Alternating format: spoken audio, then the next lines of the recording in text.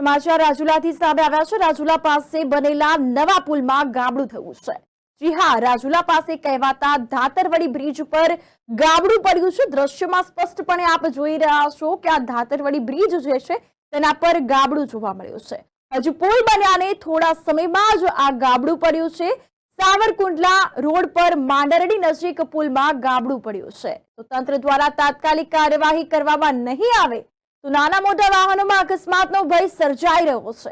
આ જગ્યાએ મોટા વાહનો ચાલશે ત્યારે આ ગાબડું વધતું જશે, ત્યારે રોડ તાત્કાલિક બંધ કરવા માટે લોકોની માંગ ઉઠવા પામી છે। આ વિકાસના પંથમાં ગાબડું પડ્યું છે। દ્રશ્યોમાં આપ સ્પષ્ટપણે જોઈ રહ્યા છો કે આ પુલ બને હજુ થોડોક જ સમય થયો છે ત્યારે આ રોડ પર ગાબડું જોવા મળી રહ્યું છે। તંત્રની ઘોર બેદરકારી કે કોન્ટ્રાક્ટરની બેદરકારીના કારણે આ સ્થિતિ હાલ જોવા મળી રહી છે।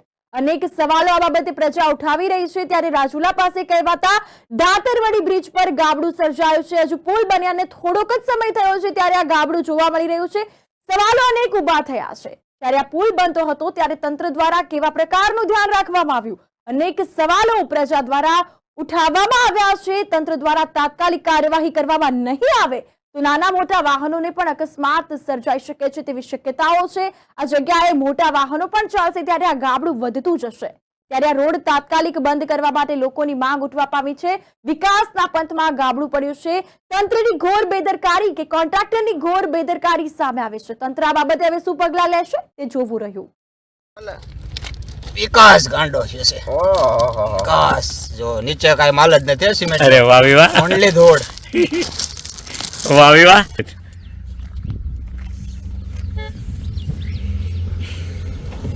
હાલો હાલો હાલો।